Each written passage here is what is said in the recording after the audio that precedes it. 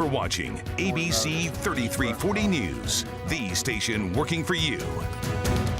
The city of Pelham is still advocating for residents impacted by damaging floods 4 years ago, with no funds secured in that time for the hundreds of homes impacted. City leaders are now starting to question the federal government. Here's ABC 3340's Austin Pratt with more on that story.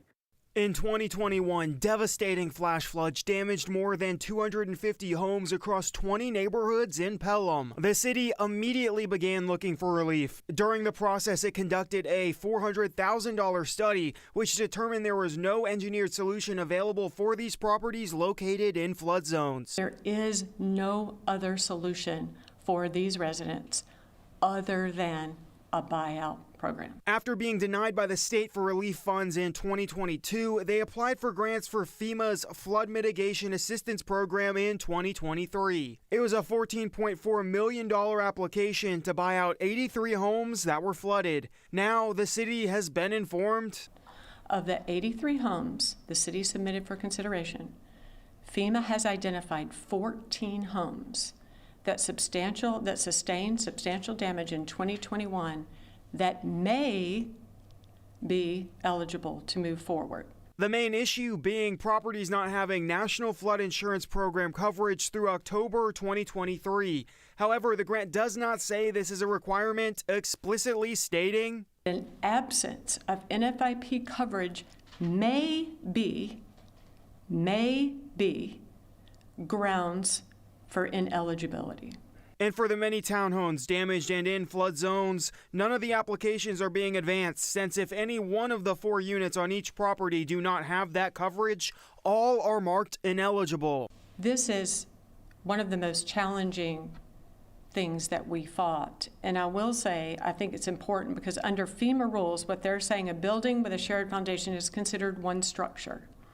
Therefore, every owner on that shared foundation must have continuous NFIP coverage. When the city was notified about some of the properties moving forward, they notified the owners. One resident called wondering why she had not been moved forward. She was informed it was because FEMA records showed her to not have insurance, but that wasn't the case. She said, I have insurance. So Andre asked her to send it to him. She sent it to him. It is solid. The proof of insurance. Now city leaders are questioning the process entirely. So if FEMA's own information is not correct, we don't want to assume that there are other individuals out there who have that same continuous insurance. And during all this back and forth, residents are still left suffering from the floods years later. I stopped the repair work when FEMA came out and said, hey, we're gonna look at buying you guys out. So I've lived on a concrete floor. My sheetrock's not finished because I refused to put any more money into it if they're gonna buy it out and bulldoze it. They and their family members fear every time it rains, knowing what could be coming. I had 49.5 inches of water on my ground floor. 49.5 inches. I mean, we're talking, you lose everything on the ground floor. In Pelham, Austin Pratt, ABC 3340 News. Thank you, Austin. Pelham city leaders tell us many cities across the country have applied for the same grant, and not a single one has been granted.